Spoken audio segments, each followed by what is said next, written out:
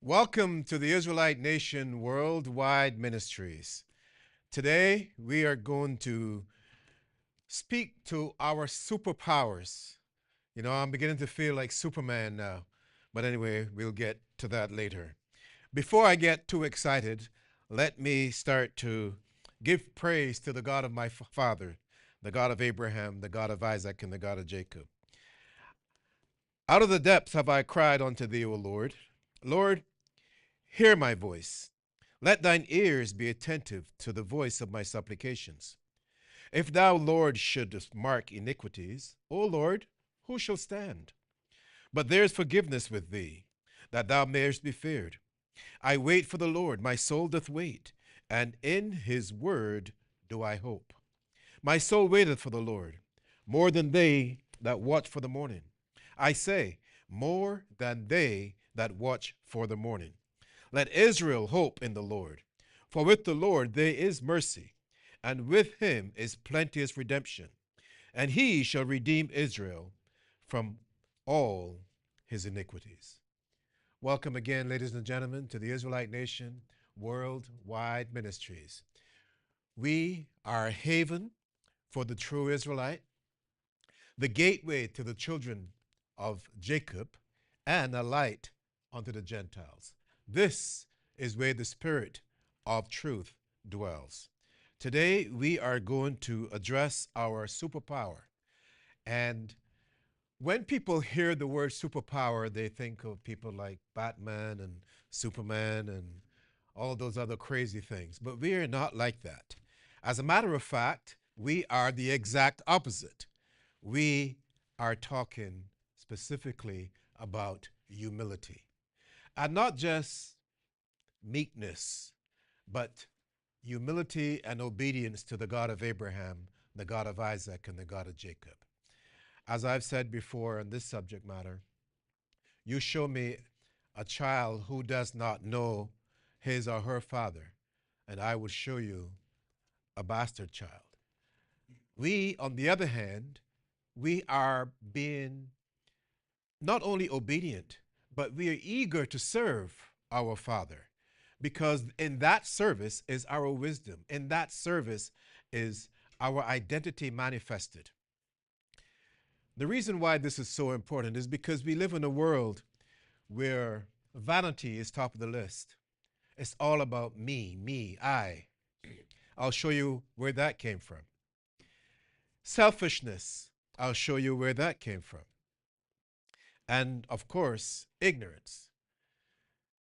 Now, the one that started all of this was not ignorant. He was highly enlightened. But we'll get into that later. Here in the Israelite nation, we have a different method, a different process, whereby we are proud to serve the God of Abraham, the God of Isaac, and the God of Jacob. Our entire structure is built on his service. And we will get into this as well. So, one of the most important things that we are able to put forth to the world is that we are different. We are uniquely different. Why? Because we've given ears to hear and eyes to see. And that came with the spirit of truth, the spirit of discernment. We could put the difference between the truth and the lie. Not just because we want to do that, but we have to make the decision whether to serve the God of Abraham, the God of Isaac, and the God of Jacob, from whom we get the spirit of truth, or the other guy, his adversary. We are also going to explain, rather, that whether, even though the world is engaging in all this state of vanity, that it is only because they're being used. The individuals on this earth are being used. They are just pawns in the game. The key to that is that they are not aware that they're being used. And it's not just a game. It's a game of death. In other words, to engage in that activity, you have to go against the God of Abraham, Isaac, and Jacob. To do that is, whether you know it or not, to engage in some form of evil. In other words, you have to sin. And the wages of sin, death. We will break that out. Again, it's important to express that we are the ones who have the ears to hear and the eyes to see. We could put a difference between the truth and the lie. So, our superpower is our humility, which brings the spirit of understanding. So, you have humility, you have understanding, you have obedience, and you gain wisdom as a result. Thereby, we are able to connect directly with the creator of heaven and earth, the God of Abraham, the God of Isaac, and the God of Jacob. We not only do that because we have been chosen to serve him, but we express our gratitude because through our service comes this measure of understanding, whereby we have to return and say, thank you, God of Abraham, Isaac, and Jacob. Now, just imagine, of all the people on the face of the earth, and how many are there now? 9 billion? Okay, we're working on it. Out of that, he chose just 12 of us, basically. 12 tribes. A small group of people. So we did not have the greatest, what should I say, physical qualification. But he saw in us maybe what we didn't appreciate about ourselves. Because he didn't look at the external appearance of the individual, he looked on the heart. That is why we were chosen. And as I said, we were just a few. But we were chosen because he saw in us what we could not comprehend about ourselves. Now that we have had an opportunity, and by the way, we've been 40 years in this restoration process, we have the ability now to demonstrate to the God of Abraham, Isaac, and Jacob that his decision to choose us as his children, his royal family, will never be in vain. That is where obedience comes in. And to be obedient, we have to humble ourselves before him. And we are honored.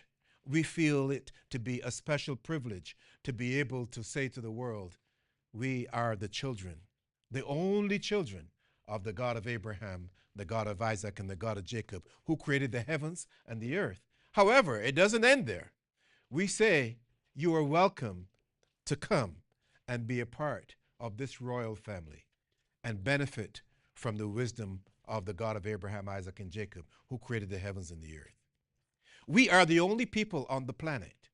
Let me repeat this. We are the only people on the planet that know the God of Abraham, Isaac, and Jacob. We are the only ones that can say his name. Nobody else. And I've traveled far and wide, and no one can say it. Now you know we're onto something. But hey, I'm getting ahead of myself. Like I said, this is a subject. It gets me excited, so I have to calm myself down a little bit to make sure that I communicate the concept correctly. The concept then is humility. And we are going to express, Priest Tyrone is going to follow. He's even taking it to a higher level. We have to express to our audience today that humility is a superpower. It is not just the meekness that's because you are going to be in a corner and you're humble and you're small. And I'll explain to you why that is important. Because as I said, well, maybe let's go there first because I'm not trying to say too much and to put you in the state. Let's go to a state of suspense, but let's go to Isaiah, the book of Isaiah, chapter 14, because everything has an origin and someone that invented it. So Isaiah chapter 14. Let's get this over quickly. We're going to express the source of vanity, the source of violence, the source of death, pride, All of these things go together. Let's go to Isaiah 14. We will read from, let's start at verse 12. It says, "How art thou fallen from heaven, O Lucifer, son of the morning? How art thou cut down to the ground, which didst weaken the nations?" Did I say a word or name that resonates with most people? Lucifer.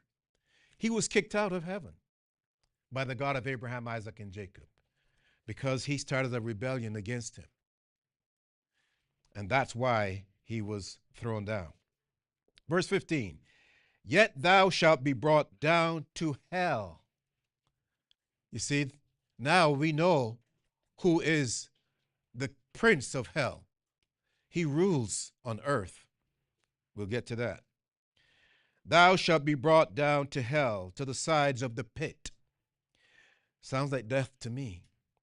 16, "They that see thee shall narrowly look upon thee, and consider thee, saying, Is this the man that made the earth to tremble, that did shake kingdoms?"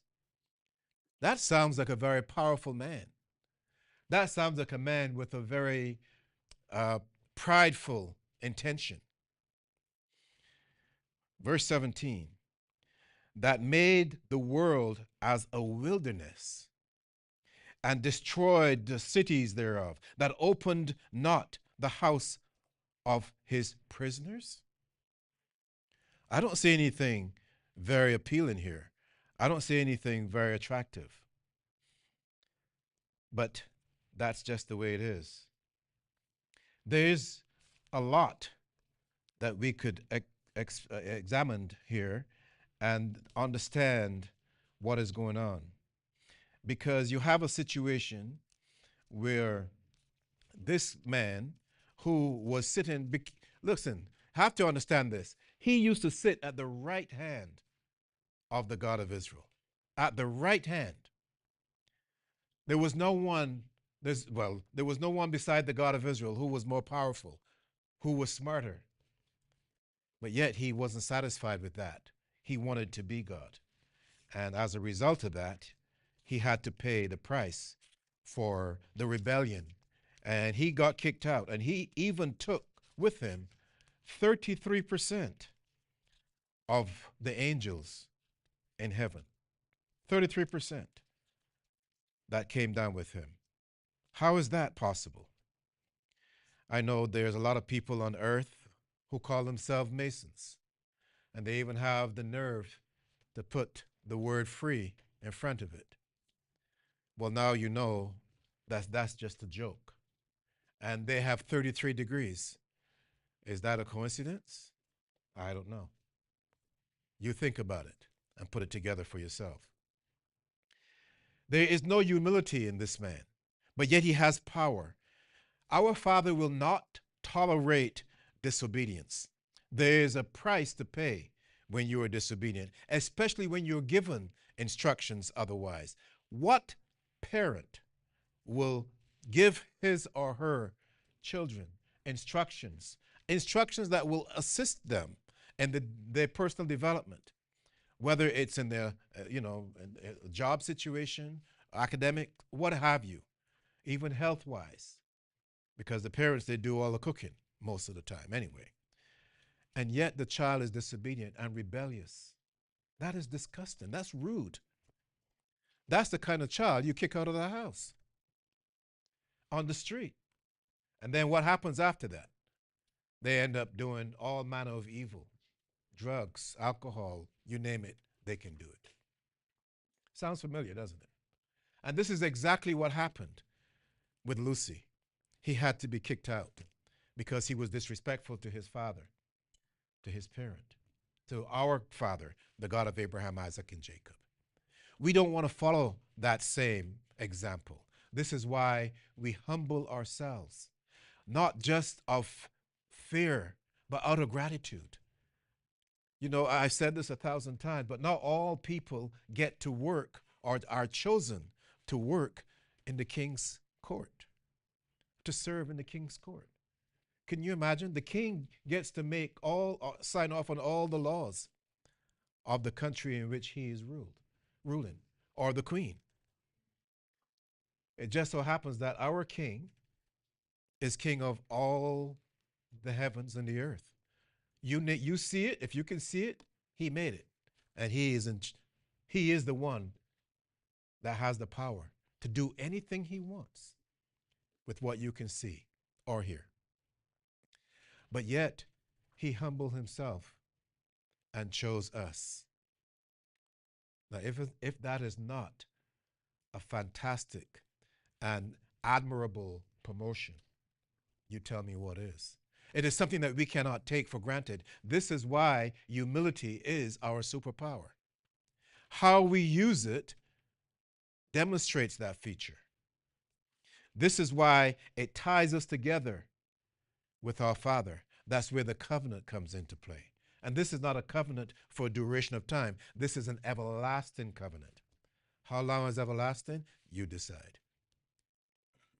This is exactly what we're talking about here. And I will show you some of the applications of humility. Because today, when we talk about humility, people tend to think, oh, you're just a little guy.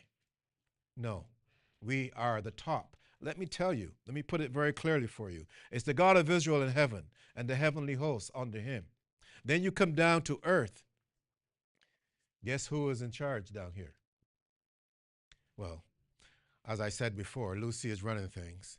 But technically, when everything gets cleaned up, we have already established, we have restored the kingdom of God on earth. We will rule in his kingdom on earth. Only the Christ will be above us, because he will send the Christ to be our prince. He will be the king. And what did the Christ say? If you see me, you see the Father. I and the Father, we are one. Doesn't get any better than that. Right? So we are right underneath that level of the Christ. And we're not boasting here. It's an honor. It's a privilege to serve the God of Abraham, Isaac, and Jacob. We cannot do what we want. How does that prayer goes? Our Father, which are in heaven. How does it? What's the next line? And the next one? Uh-huh. There you go. Thy will be done.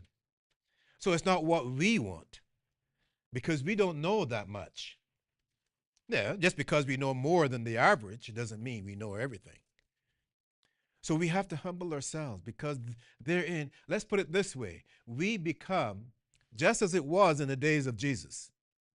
Now, I know people don't understand this when we talk about it, but let me clarify. We don't worship Jesus. The Christians do that. As a matter of fact, they worship us. Christians worship us. And we know because they worship our brother Jesus. Right? They pray to him. Obviously, he's long dead and he can't hear anything. And even if he could, he wouldn't want to. I'm an Israelite just like he is, or he was, and I could speak for him. My point is, we do the bidding of our Father. Just as Jesus presented his body for the Christ, we will present our body collectively for the Christ. 12 tribes, and he could guide through the process. I like that because it shows wisdom. And, you know, we could have Elon Musk come and do things, but we're not at that stage. Thank God. We are much higher than that. And it's up to us as individuals to come to a sense of appreciation of who we are and of whose we are, so that we could fulfill the mandate of our calling. We were chosen by the creator of heaven and earth. How many people, how many other nations on the face of this earth can say that? Zero. Not besides us. So this is where our humility comes in, because therein is our strength. Therein is our development and our productivity. This is how it works. You see, I know that we grew up in a world where it is entirely different. We don't follow, we lead. The way that they're demonstrating today is incorrect by our standards. It'll work for them, but as you know, as descendants of slavery, it has never worked for us. We have to correct that process. We have to show them that there is a better way. That's where our humility to our Father comes in. Once our dad sees that we are doing what he is instructing us to do, he will say, now it's time to show them a higher level. Now they can learn what it's all about to be the sons and daughters of God. And that is how we are going to show the world that you haven't seen anything yet. It is just a prelude to life. We will bring forward, or we will create the atmosphere or the environment to bring forth that element, that higher level of learning through our humility to our God, the God of Abraham, the God of Isaac, and the God of Jacob, who created the heavens and the earth. There is nothing that you can see out there, naturally speaking, that he did not create. And when you see that, when you see the trees, when you see the sun and the moon and the stars, when you see the fruit of the trees, he is the one that made it possible. And the fact that you get to benefit from all of this. Where did the oxygen come from? Oxygen came from vegetation. Who created the first vegetation? The God of Israel. What do man need or woman need to survive? They can't live without oxygen. What does the vegetation need to survive? They can't live without the carbon dioxide. We exhale the carbon dioxide and inhale the oxygen. And the plants, they inhale the carbon dioxide and exhale the oxygen. Isn't that perfect, a symbiotic relationship? Wow.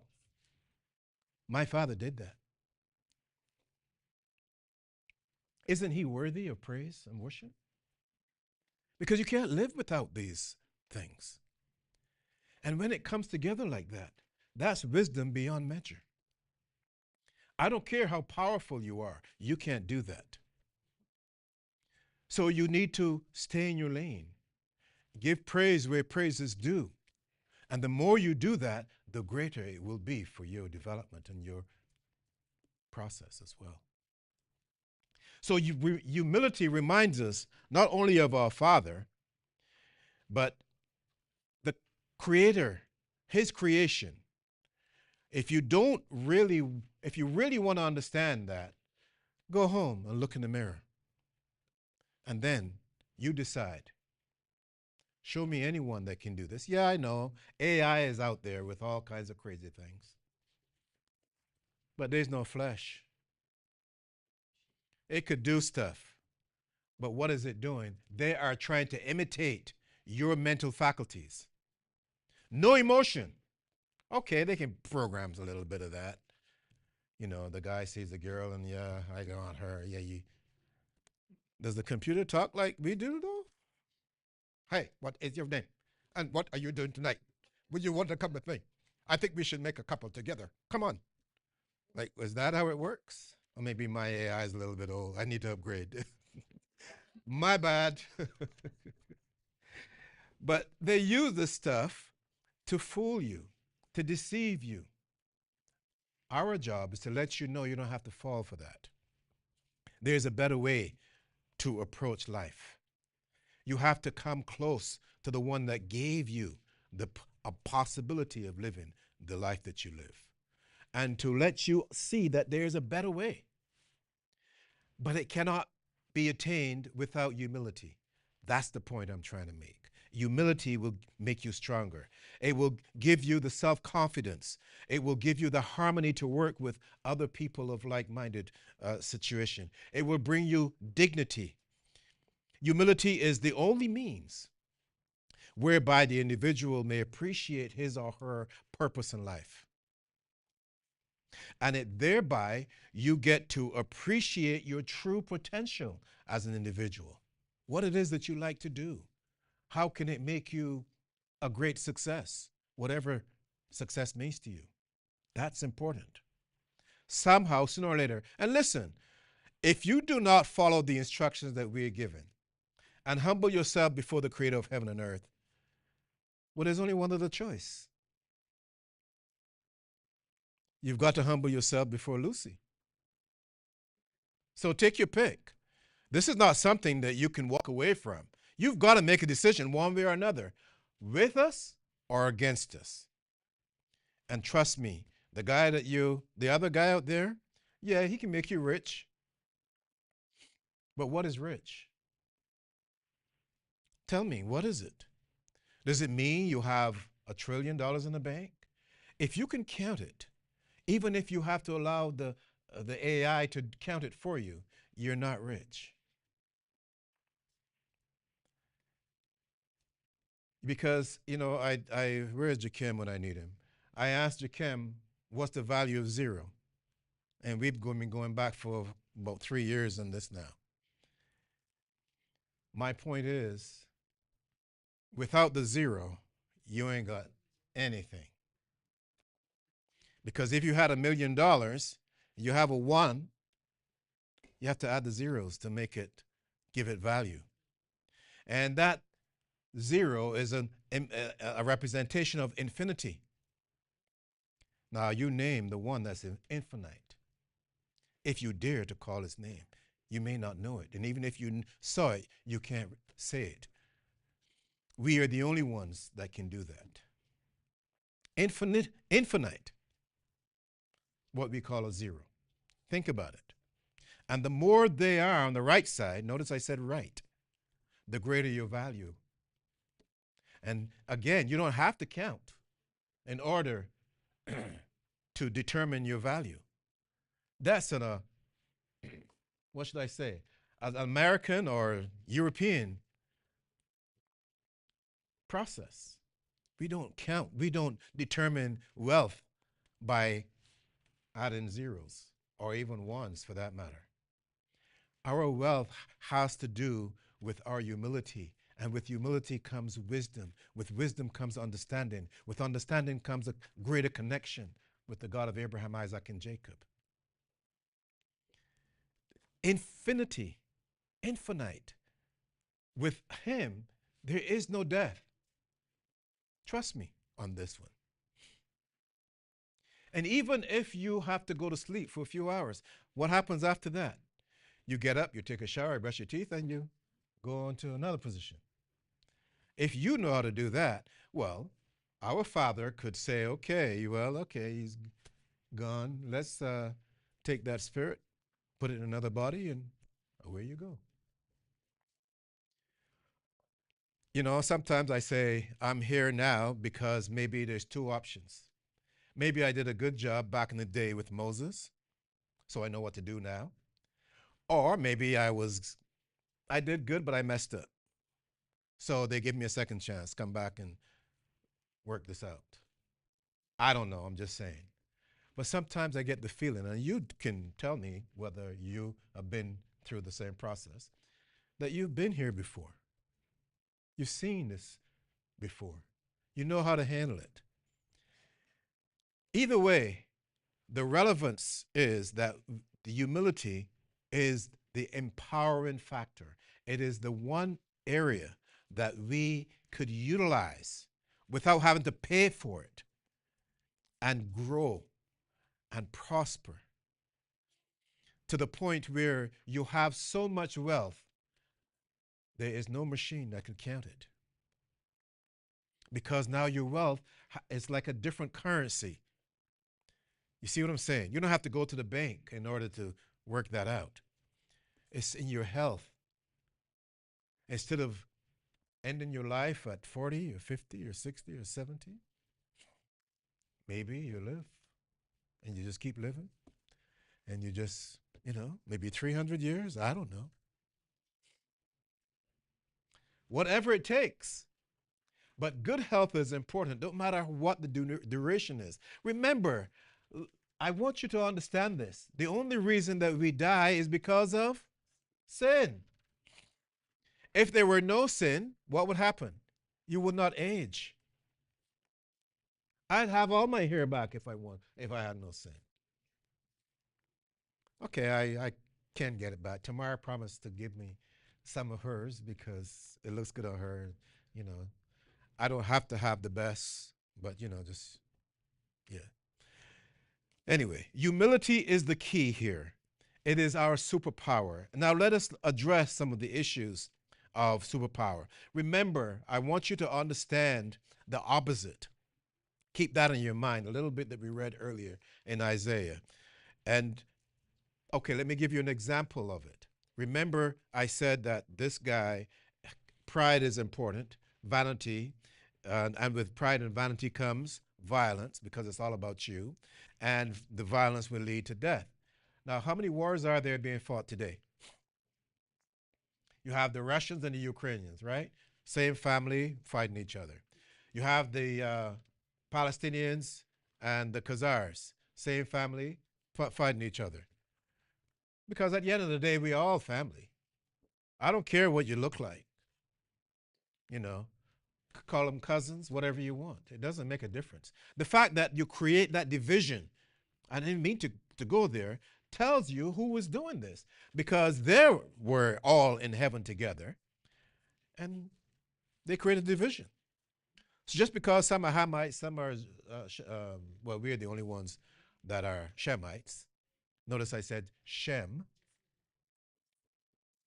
right? They don't say Shem. What do they say? Sem. That they see with all of this comes ignorance.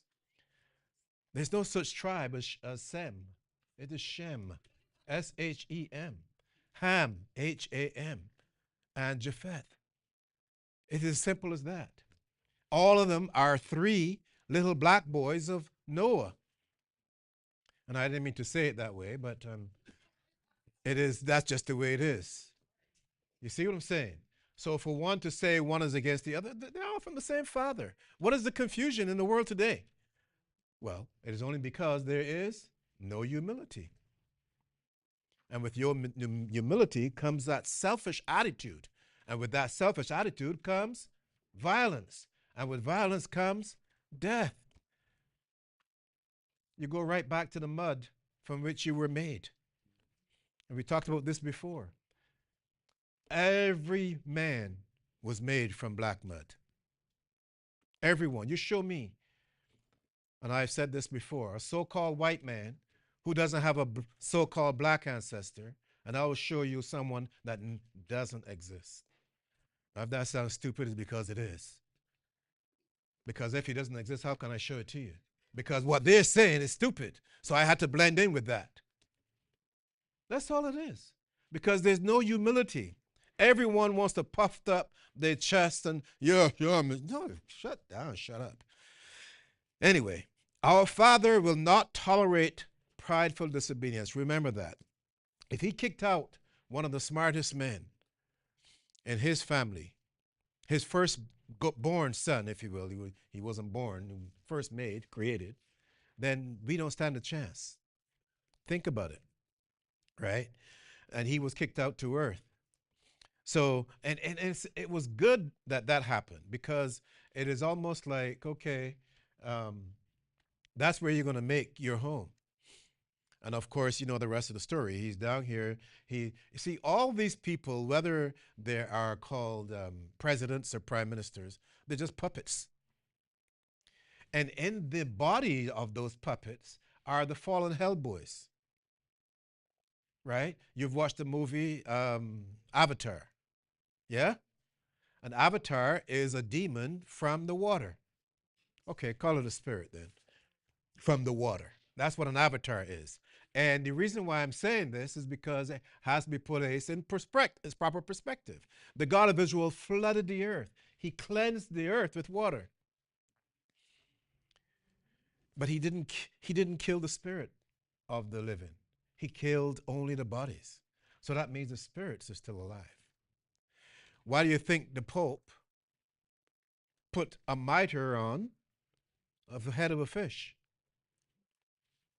Because he is entertaining a demon from the water. And if you don't believe me, ask him. Humility before the God of Abraham, Isaac, and Jacob is our greatest asset because it leads to our salvation and redemption.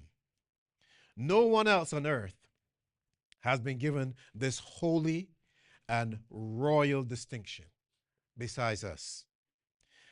This is the reason why others want to be like us, because they know that we are extraordinary special. You might see it, and because this is the way the media portrays it, that they hate you because of this or because of that. That's not true. They know who you are, and they want to be like you. Because as I said, on earth, it's the God of Israel or his representative, the Christ, which is coming from the same structure. And then it's us. So we have more power, more potential power than anyone else. They know that. But they can't have access to it just by grabbing you and putting you to pick cotton. The biggest mistake that they made is they take you in the graveyard every Sunday and try to teach you about Jesus. Why the hell are they teaching you in the graveyard?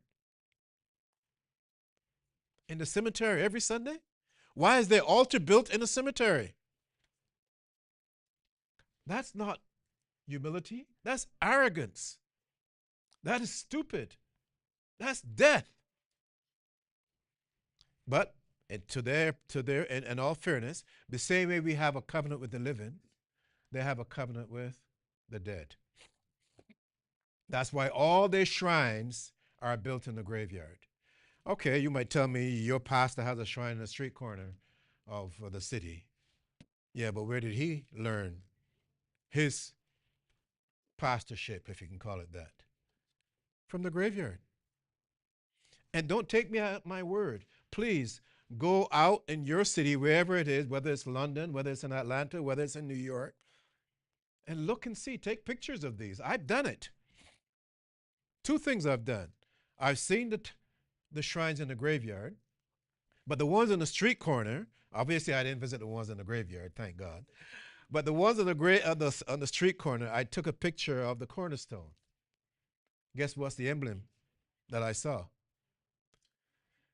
The cross was there, but more importantly, on the cornerstone, it was the Masonic emblem with a G in the middle. So when I first saw that, I had to go do my research. I know now is not the time to get into all that, but I invite you to take a look.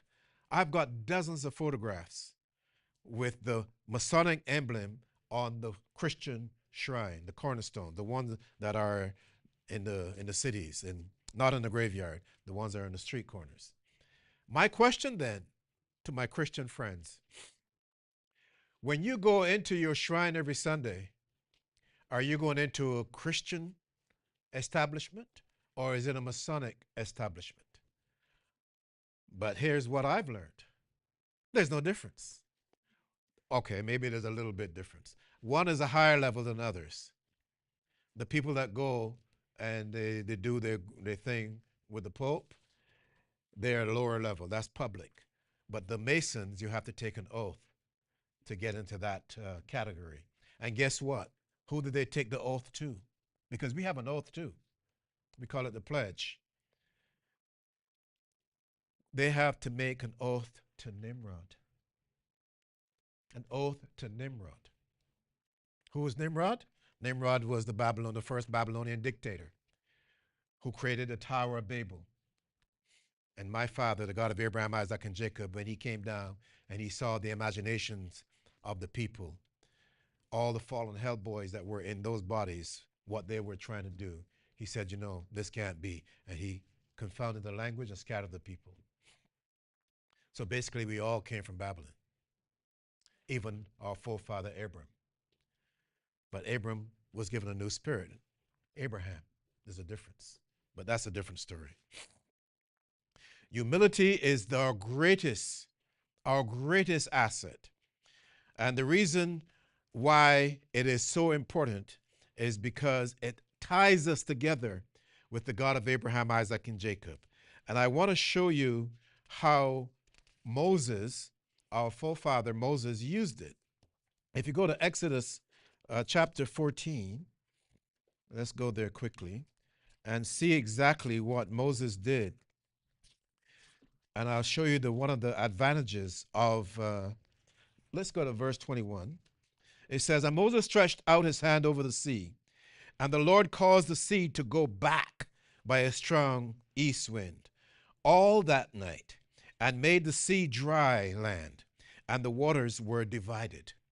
And the children of Israel went into the midst of the sea upon the dry ground, and the waters were a wall unto them on their right hand and on their left. Imagine that. An ocean, right? A big river. Moses, through his humility, and in this case, his humility was obedience to the God of Abraham, Isaac, and Jacob. He stretched forth his hand over the water, and the waters parted. Not only did they part, they stood up on the left and on the right. So the waters became a wall, and the dry ground was left for us to walk through on. Notice it says dry ground, not muddy ground. There's a difference. This is some of the power, the superpower that we have, that we could use through our obedience. If Moses did not do what he was instructed to do by the God of Abraham, Isaac, and Jacob, that would never have happened. The Egyptians were very powerful, but they could not do that because Pharaoh thought he could do it. I think they retrieved his body from the bottom of the river somewhere, I don't know, and his army. Yeah, maybe he got eaten by something. You never know. But see, therein is our superpower.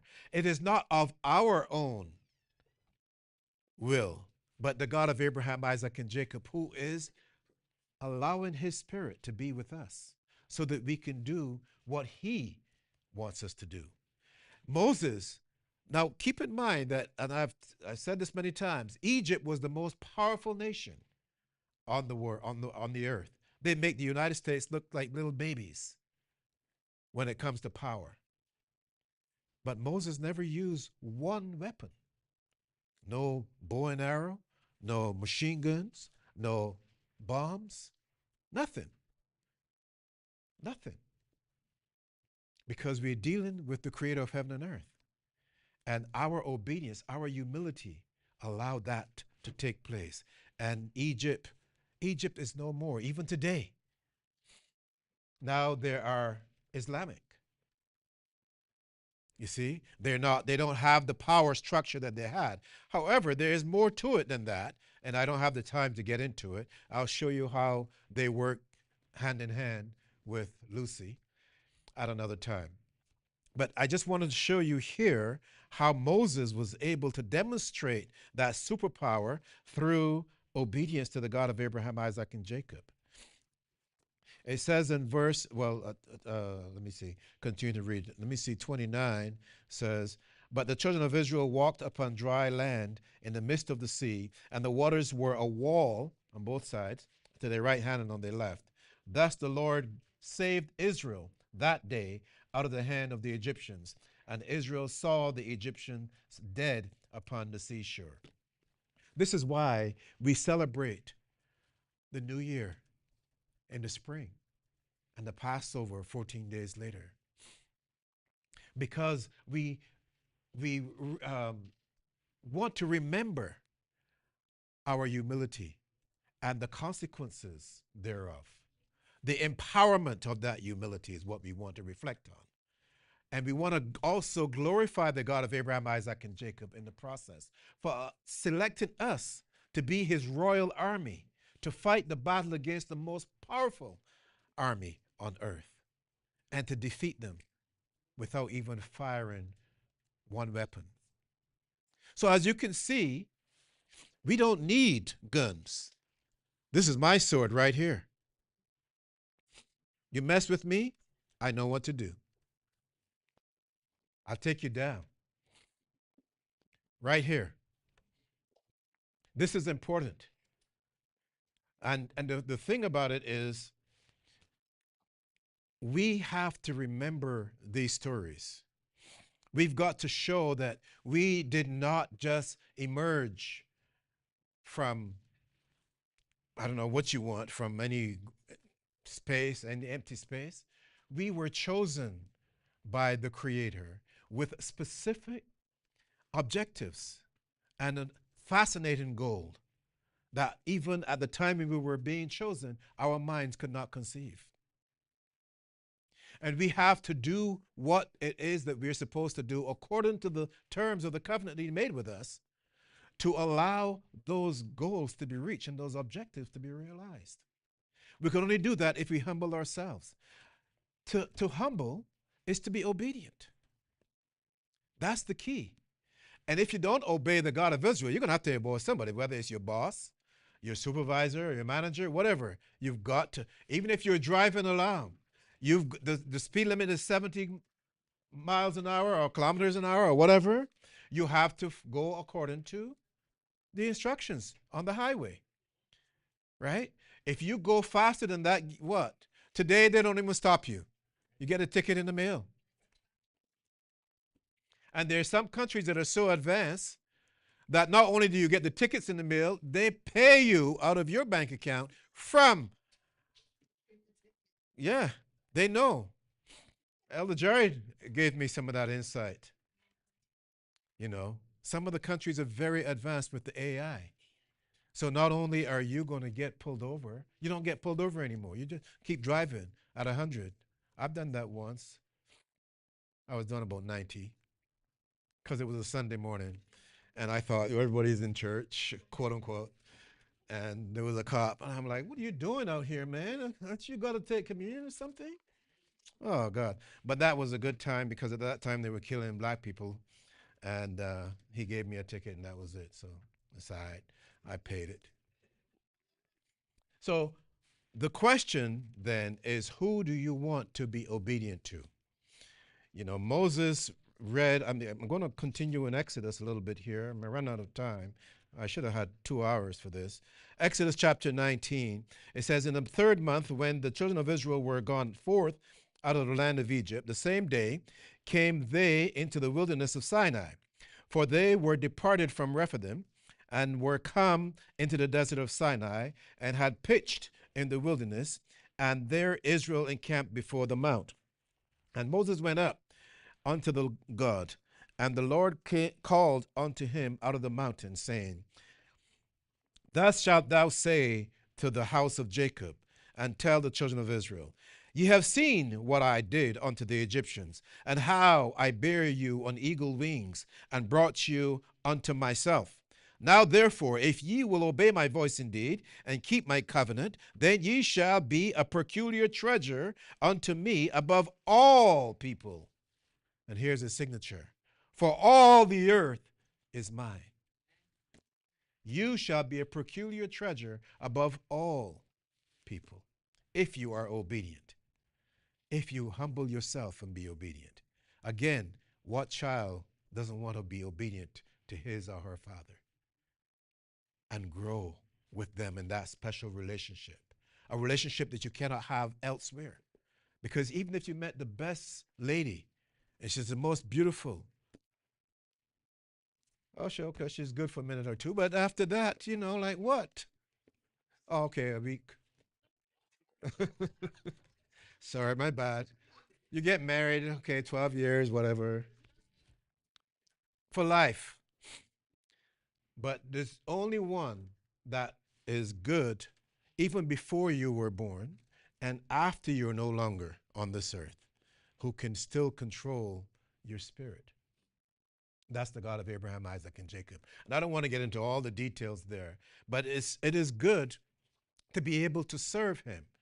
And it is even better when he is the one that called you out of the world. So we're in the world, but we're not of the world. I like that because it means that you don't have to abide by their terms all the time. Now, like I said, you got to watch your speed and pay when you get your groceries and so forth. But by the same token, you don't have to worship their God. You don't have to do the things that they do when it comes to cultural activities or religious activities. I like that because it makes me feel proud and distinguished. I remembered when, I used to work for this Christian hospital, and people will come and they'll give me gifts at Christmas time.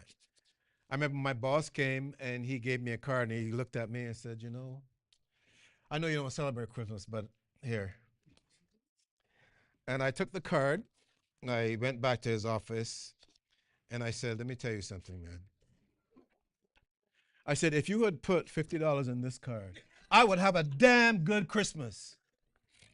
But you didn't put any money in here, so I can't celebrate. And he laughed. And after that, he would put a gift card in. For, not just for me, for everybody. You see what I'm saying? Yes. So by not doing it, I was able to help get. And then another time, the other ladies will come and it says, I know you don't celebrate, but I was out buying gifts for others and I thought of you and I got you. I said, is that all you got? But at least I was appreciative. You know, that's the point. You can have fun with people and benefit from their decision-making process as well. You don't have to be, haughty and puffed up, and just relax. They would take us out to the restaurant for lunch at that time. I'd go. You know what? I hope they're not watching now, but maybe they are. I'd pick the most expensive item on that menu, and I'll get some to take home too afterwards. Come on, I'm not a fanatic. You see what I'm saying? I don't partake, but I'm eating my lunch. You see what I'm saying? It's just that you guys are eating it for a different reason. That's on you. I can't dictate your behavior. I'm having a good time here. And they're paying for it. So I can't argue with that.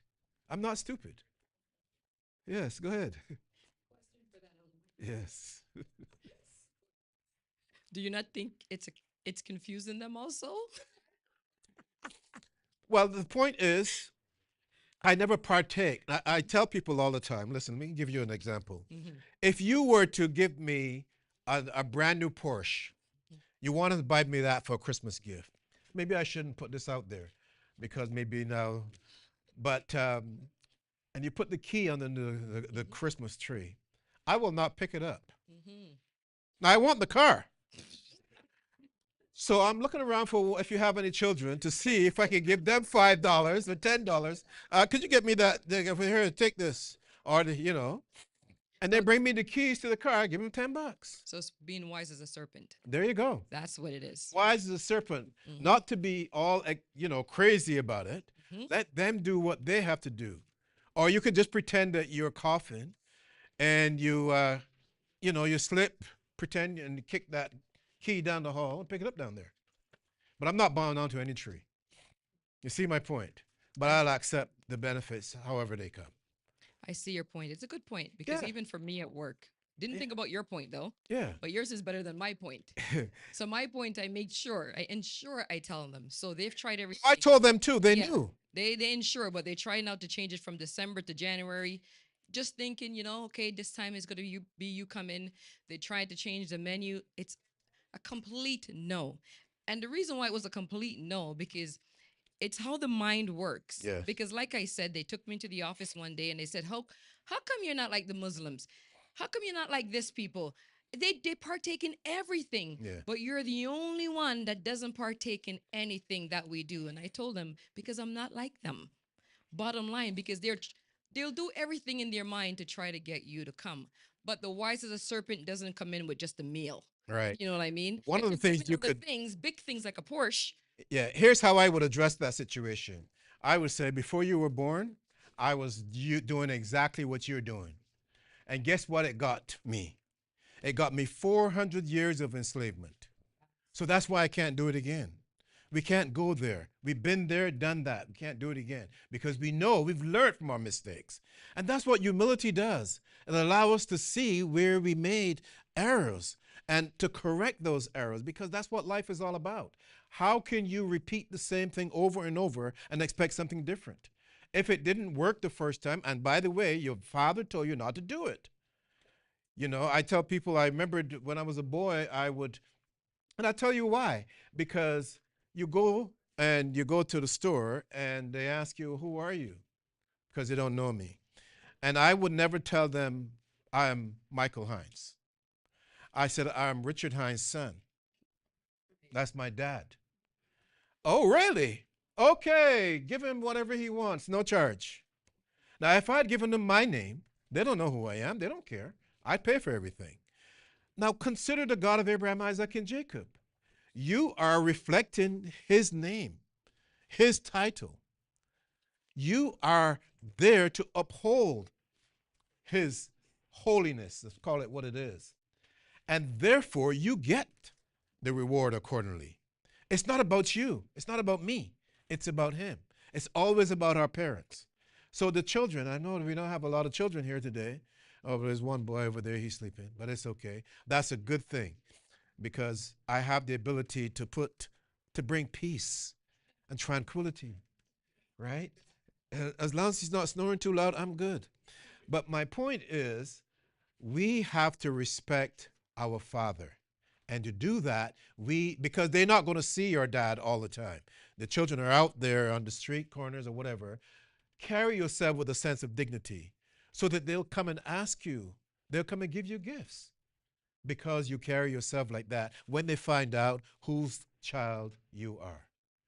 Now, if you are serving the other guy, Lucy, nobody is going to care because you're going to be haughty. You're going to be a scammer, you see. So now they'll fear you. They have to make sure that they either be nice or they don't even get close to you. But when it's funny because I see the little ones sometimes. I'm walking by and I don't know who they are. And the parents are like, who is this guy? Because they're showing more love for me at that moment than the parent. I always find that fascinating because I'm wondering what is he or she seeing about me. Now, I now have a little person like that acknowledge me. I cannot carry myself in a disrespectful manner. Remember another time, and they do it in different ways. One guy, I don't know if maybe he was like 12 or 13. He was over in the store. He looked over, he saw me, and he's like, and I guess that means hi. And I'm like, I wave, kept going. So there's, again, that respect breeds respect. That obedience breeds obedience to you. They give you favors and gratitude. They show you gratitude because you demonstrate to your father that you were worth or in the process of earning his respect for you because you've glorified his name, not by just praying all the time, but by the things that you do. And if people were to ask you, how did you do that? Well, that's a question for my dad, not for me. I'm serving my dad. This is how I do it. Who is your dad? Oh, you didn't know who he is? He created the heavens and the earth. The earth you're walking on, he created that. And you can go on in different episodes so that they see it's not about you. And this is where we are different from all others. All other, I don't want to say religions because there's only one. All the philosophies out there, it's all about them. This is why they cannot say the name of the God of Abraham, Isaac, and Jacob. They can't say it. This is why they don't know when the new moon is. They don't know when the Sabbath day is. They don't know any of these things. The new year doesn't start in the spring like ours, which is high level wisdom because that's when all the plants are ready to spring up. That's when you do your spring cleaning, right? How do you think all these things came to be? From the wisdom that our Father has shared with us. And the fact that we executed thereon means that other people may not understand fully, but they are following in our footsteps. That is what it's all about. I wanted to really get into too much here, to get into a lot more, I should say, but my time is up, so I have to go because Priest Tyrone will not like me if I take up all his time. And he is much better than I am. So it's not like I'm making a sacrifice. I'm promoting, I'm elevating. And the only way to elevate is for me to get out and let him come in. So I want to thank you, however, for spending some time with me. And I'm sure that Priest Tyrone is going to do a much better job than I have done. Thank you for your time. Peace.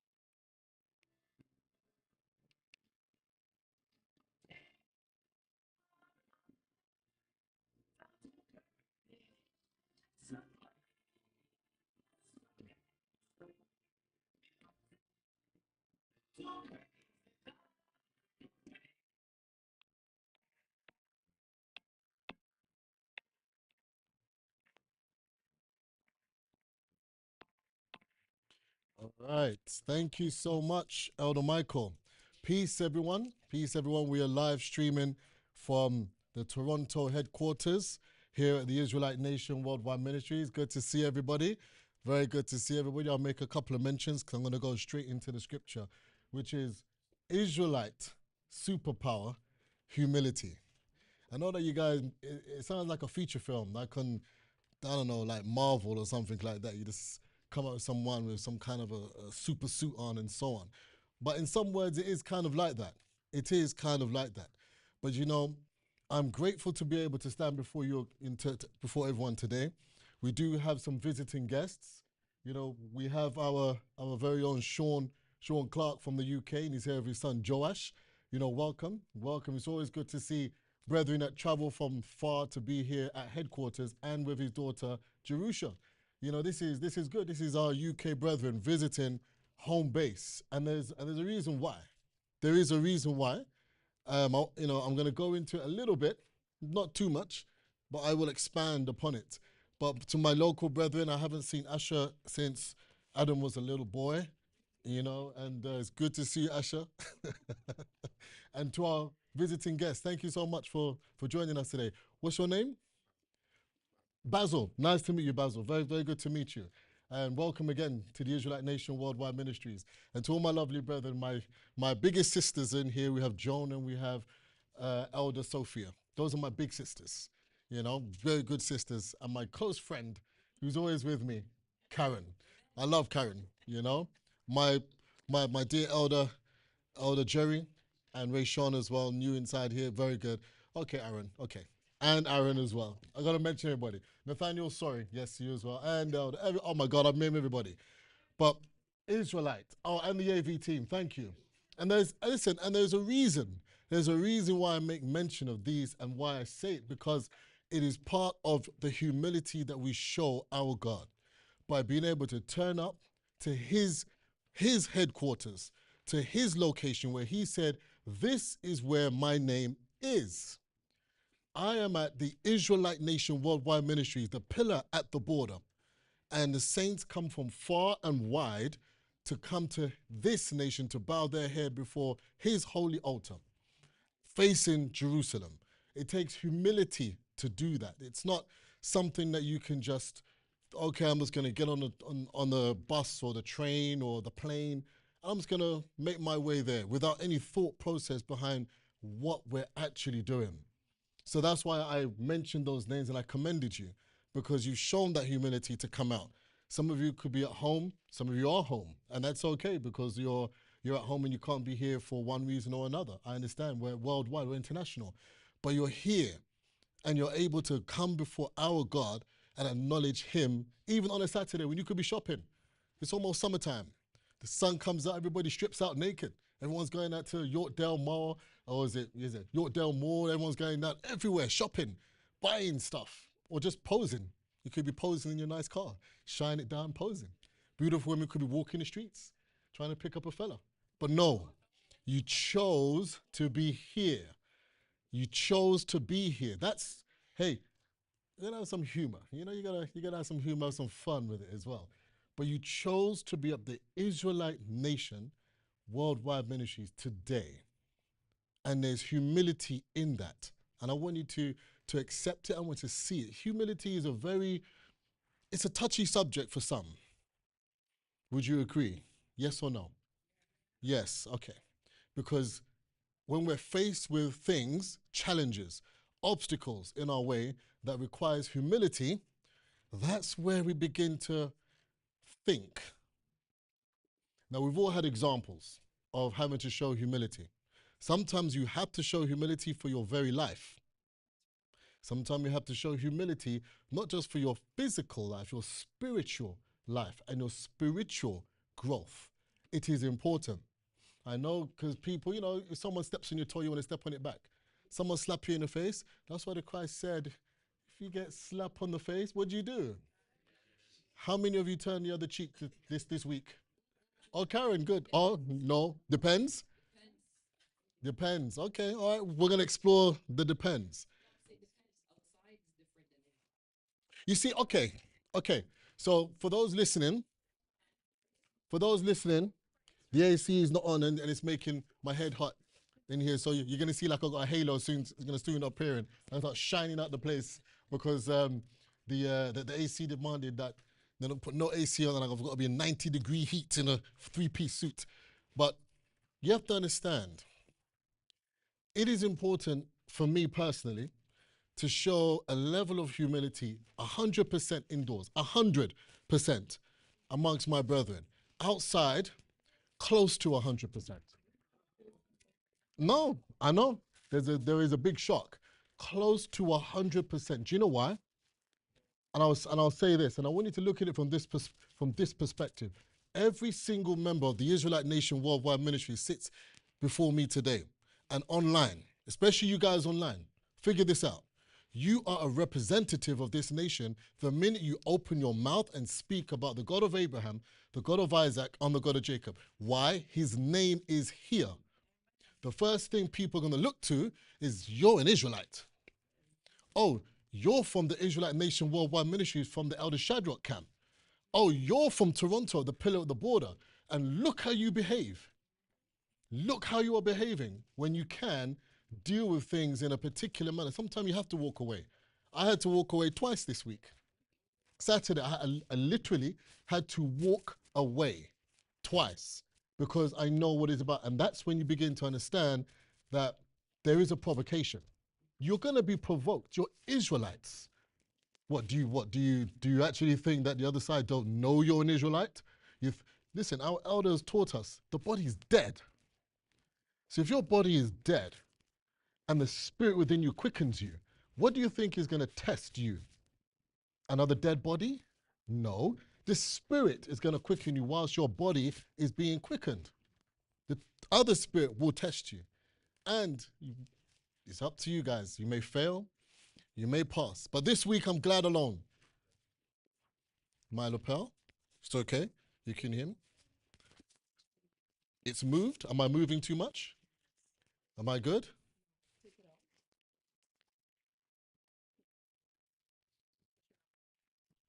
This is live. This is when you know we are live. Can you hear me? Are we good? We crystal clear? Good. But this is when you know you are truly tested of the God of Abraham, Isaac, and Jacob when they come at you in a particular way. They know how to rub you up the wrong way. They know if I test Elder Harriet this way, I know she doesn't like this. But if I do this, she's going to be provoked to do that. And that's going to cause this chain reaction. And yes, and then she's going to strike that person in the face. The police will come and blah, blah, blah, blah, blah. And no one's going to decorate our building. And we have about 50,000 feasts this week. Do you see what I'm saying about walking away, even if they're non-Israelites, because that's their job. Israel will test you, but the outside want to ravage you. They want to completely rip you to shreds because they know your worth and your value in the nation. And the only way you can do that is by ripping your shirt open like Superman and saying, I've got the superpower, it's got a big H. He says humility. Picture it. You're going to say no because you understand who you are. And humility is tough. I know some people struggle with humility. Personally, they really struggle. Like, if you say something to them, they're going to come back. say something, they're going to come back. It's going to rebuttal. They have to win. Rather than say, you know what, it's okay. You're right, and let's move on. No, they have to, you got to get in there. That breeds. It breeds. It becomes something else. Next, you want to slap the person. Next, you want to, I don't know, run them over. Joan looks at me, I think Joan tried to run me over last week, and stuff like that. I'm only joking, she did not. She did not. But humility is such a superpower that is underrated amongst Israel because we see in the scriptures from the days of Moses. Why did they feel that we don't know this Moses? We don't know where he's gone. You just sang a song of victory, by the way, of Pharaoh lost in the sea, that you'll see no more. You sang a song of victory. Miriam, she picked up the timbrel. The women, they all danced. Moses, they sang a song of victory. He went up to get instructions. You've seen this. You saw it with your eyes, behold. And yet still, they say, we not what of this Moses? He's gone. Come, Aaron, build us gods. 2 gods. Oh, there was more. You think there was just the one calf?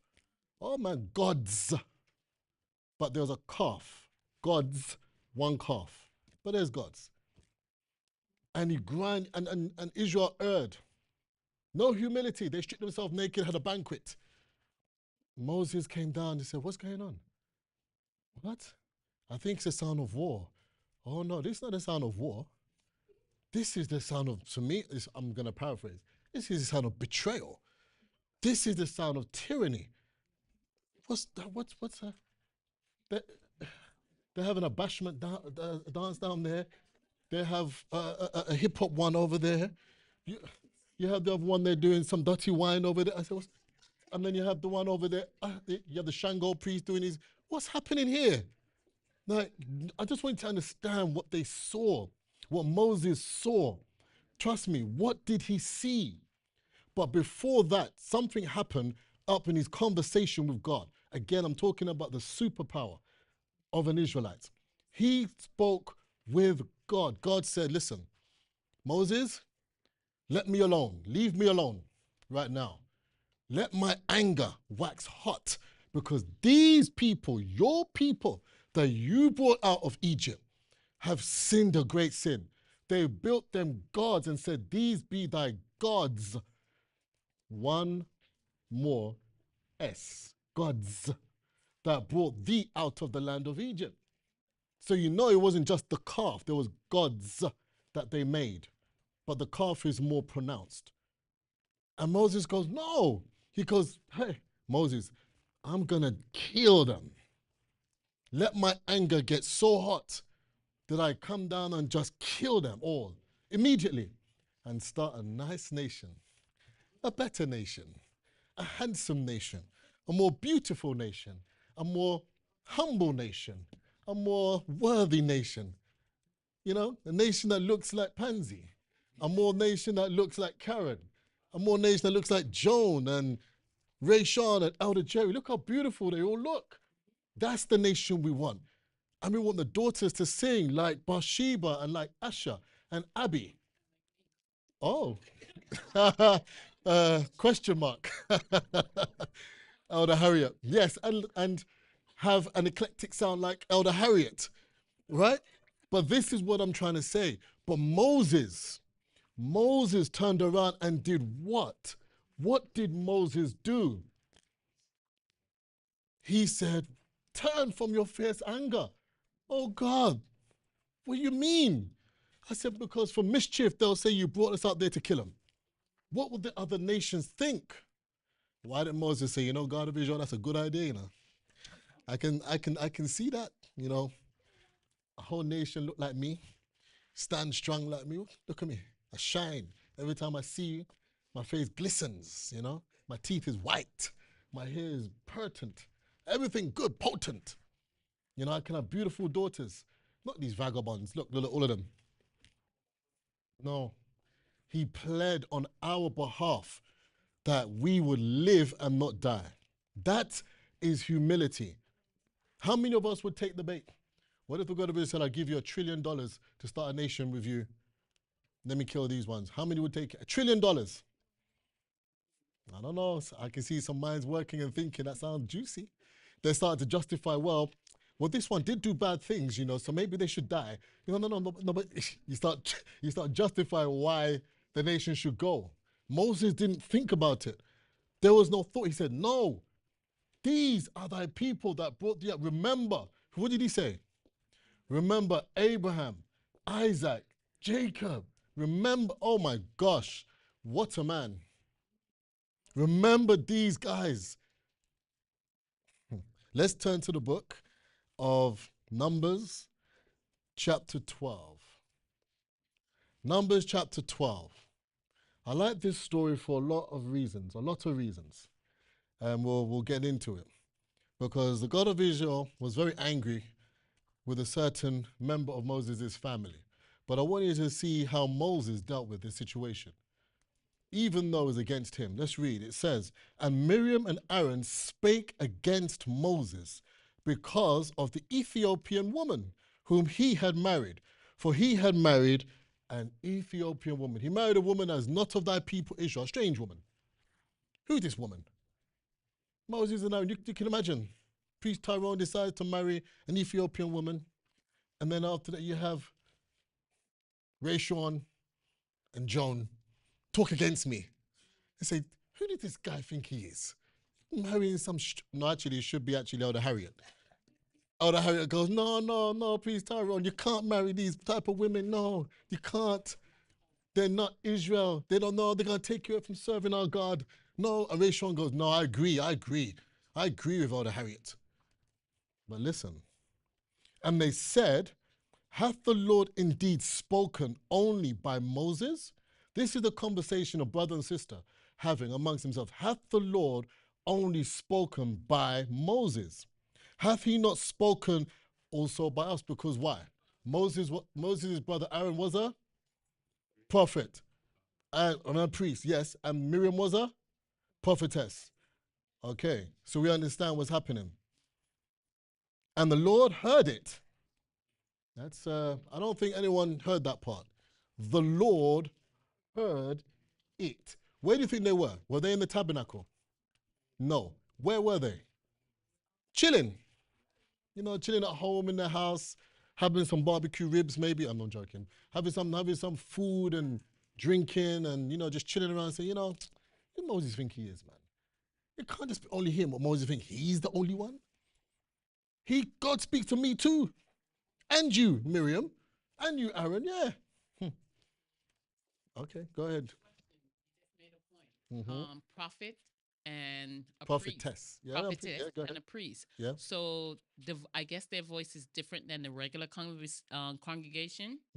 That means the God of Israel wouldn't hear what the congregation was saying versus the prophet and the prophetess and the priest. If you read back in the book of Leviticus, I believe it's the 18th chapter, it says, you will know who speaks because the God of Israel will raise a prophet from thy people Israel.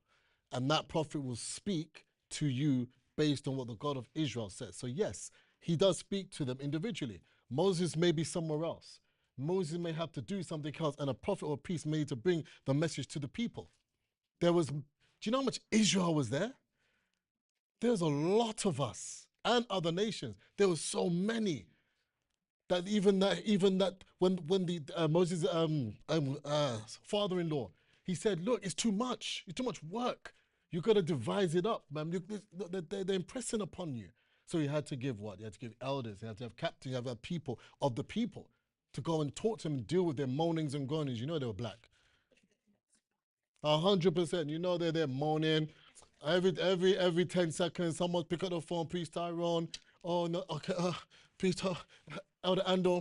It's too much. It's me, Elder Andor. I think we need to go and get people to help us. We need help. I'm only jesting, so don't take it personal, okay? But that's what it is. That's what it is in those times. There's so much, and there's so much issues and problems, and solve my problem and this. Look, even Solomon had the problem. Solomon had it. Go and cut the baby in half. Cut it. No problem. We understand what happened there. But let's read on. Now, so God of Israel heard their murmurings. He heard what they said. Now he said, now the man Moses, this is what I'm getting to. The man Moses was very prideful and full of envy. Huh? No? Oh. And the man Moses was very meek above all men which were upon the face of the earth. Listen to that statement. What is meekness? Hmm? Not just, yes, it's humility, but it's an extreme measure of humility. That means it's almost, okay, I'm going to give you a good example because I've got to look at it in today's terms because sometimes being descriptive of words doesn't do it. It's like elder. Elders, they will laugh and joke with you. We fight all the time. I went 12 rounds with elder the other day. He beat me up and all these things. He's a humble man, but yet still he's got the instructions from our God. I can go up to Elder Andrew and I can hug Elder Andrew and we can play, we can talk. He's a humble man, but he has instructions from Elder, from our God. That's what it is. Like, it's almost like a child, almost like children, but yet still they hold great respect and authority and power. That level, above all the men of the earth, nobody was like Moses, no one. And that's something to think about. That's something to think about because that was a superpower. Why do we need to have that level of humility? For the Spirit to be able, thank you for turning the fan on, for the Spirit to be able, because you're cooking me up here, because for the Spirit to be able to work. Could a spirit of our fathers that says, okay, I want to come, I want to speak to you, I want to speak to the people, minister to people, if you've got a prideful heart, if you think, no, I know everything, if you've got contempt in your heart, if you hate your brethren, how could a spirit use you to bring across a message? It cannot. It's impossible. There's no humility. How could a spirit use you to perform spiritual things that need to be done with our people? It cannot, because there's no humility.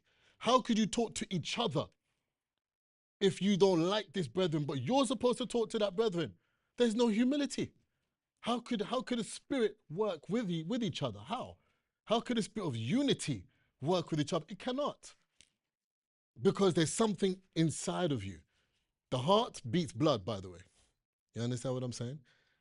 I know we always say heart. The heart beats blood. Your soul. What's in your soul? What's in your spirit? What's agitating you? That you have to work on. Because your spirit can control your soul. But your soul has to be able to control your spirit. Because the spirit wants to do a number of things. It's lived. It wants to go and dance and party and rave when you should be at Sabbath. It wants to drink alcohol on the new moon.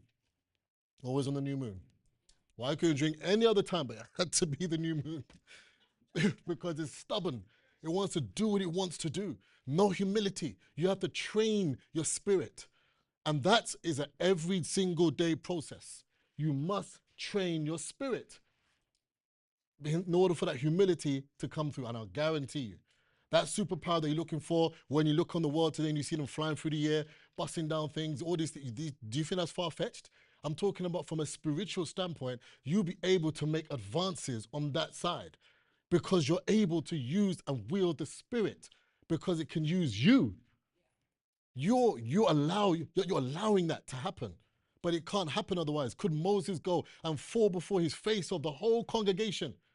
When you read in the book of Numbers on 15, and the God of Israel said, I'm going to slaughter these people. Moses, I don't care, you just said, I'm going to slaughter everyone. Because they keep erring, they keep murmuring, Moses falls on his face. This is the most powerful man in the world. But it said he's meek on all the face of the earth. So the Spirit was able to use him to the point that he can even stop a plague that the God of Israel sent. Think he stopped the plagues from happening. Moses.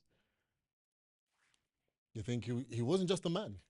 It wasn't just this flesh that you see, because we know that this is dead. The Spirit in him that was allowed, that he was able to use, came from his level of humility. So that Spirit now, okay, the plague was, okay, it stayed until another 20,000 must die. Then, okay, he has to do the same thing. 250 princes go light censers. Yeah, I'm holy too. Look at me. I'm good. Look, I got Versace. I got Moncler. I got all the nice stuff. All the girls like me. All the guys like me. I got muscles all over my place. Yeah, it's nice. It's true. I used to have long hair. Don't try it. Don't try it. I still have hair. Don't try it. I'm gonna go Afro. Just Jennifer laughing in my face. You were trying to grow a big afro. You wait. It's okay. But all these things, but the pridefulness of them, the pomposity of them, thought that they could light that censer before my God. Dathan and Korah and a company of Abiram. We will not come down to you, Moses. Who you think you are? You come to me. They're talking to Moses that way. They're talking to Moses that way. What did Moses do? He fell on his face. What is falling on your face? We all know. That's a sign of humility. That's a sign of surrender. That's a sign of saying, I'm no longer in control. I'm not using my power. This power is greater than me. That is what's going to be used through me, yes. But the humility came first. And that's why Moses had such great power. Great example. Great example. Let me read it because I'm going to get excited and go into another direction. Same thing, but different direction. But I want to stay here. It said, now the man Moses was very meek above all the men which were upon the face of the earth. Verse 4, and the Lord spake suddenly unto Moses and unto Aaron and unto Miriam, come out ye three unto the tabernacle of the congregation. And they three came out. Do you think anybody else heard? The voice of the Lord is loud, isn't it? But he spoke to them. Those three. But they weren't together. They weren't all in the same room. They weren't even in the same place. And he said, you three, come. So Moses, Miriam, and Aaron, being who they are, office-wise, was incredible. Now their office, they have to answer to. Because now they're answering as Moses is a completely different person. Don't get Moses mixed up with us today. Moses was very special, is and was very special. He was a friend of God. He spoke to God mouth to mouth. Completely different. He's more than a prophet. But you have Aaron and you have Miriam. High-level officers. Prophet, priest, and priestess. And prophetess. Understand that. The office is what's being called. I know it says Miriam, but it's their office. Okay, let's get more into it. And the Lord came down in the pillar of the cloud and stood in the door of the tabernacle and called Aaron and Miriam, and they both came forth. That's a very serious, you know when your parents call you, how do you feel? When your parents call and say, John, and your parent is standing downstairs and you're upstairs, John, and you shake, what do you do? Come down here now. You're scared. When my mom used to call me, Tyrone, I'm like, oh no, I know it's coming next. And you hear the name and your legs shaking, you know, it's like every step you take, your legs shaking to come. Could you imagine how they felt? You think they just said, okay, I'm coming. No. It wasn't a simple stroll. It was like, Daddy's calling me. God of gods is calling me. Oh my God. Could you imagine the butterflies in their stomach? Could you imagine the stomach sickness that immediately took place? Could you imagine they probably started vomiting? They probably started to feel, oh my God, I need to go toilet. All of a sudden you need to go toilet. You ever had that one? Yeah, every time I need to go, my mom called me, I need to go toilet immediately. All the nervousness. Come. And the Lord came down in the pillar of the cloud and stood at the tabernacle and called Aaron and Miriam, and they both came forth. Verse 6, and he said, hear now my words. If there be a prophet among you, I, the Lord, will make myself known unto him in a vision, and will speak unto him in a dream. My servant Moses is not so, who is faithful in all mine house. Listen, that's a strong statement. I know we've read it 1,000 times. I know we have. But listen to what he said. He said, listen to me. I'm your dad. I'm the creator of everything. I delivered you out of Egypt, and I showed all my wonders to the world, which will never happen again. I parted the sea, and you walked through on dry ground by the instruction of Moses, whom I have called. He's saying, have respect for me and for Moses. Understand what's being said here. He said, verse 8. Hold on, let me go to verse 7. He said, my servant Moses is not so. So he's more than that, a prophet. Way more. Okay? He said, who is faithful? Moses is faithful in all mine house. How faithful are we? Like, sometimes it's good to measure yourself. It's good. Measuring is good. You must. To see where are you? Where are you on a scale? How faithful are you to the God of Abraham, Isaac, and Jacob? How? In all the things that he asked us to do, how faithful are we? Moses was in everything. Any little detail, he is there, he's faithful, no matter what. That is someone that the God of Israel has taken notice of. He's seen him. And he says, with him will I speak, okay, mouth to mouth. With him, not you. Not you. I come down in a pillar of a cloud, and I'm standing in a tabernacle, I'm talking to you, in a cloud. That's different from mouth to mouth. Mouth to mouth, I can see you. A pillar of a cloud is something completely different. You don't reverence my presence, I send my representative, and I'll speak to you how I feel. With him will I speak mouth to mouth, even apparently, and not in dark speeches. And the similitude of the Lord shall he behold. So he will be able to see how I look, how I am, how I stand, how I walk. Not my face, because you can't see me, you'll die. No one can see God's face and live. But Moses, he will see my similitude, and we will have conversations like men, like friends. So why all of this?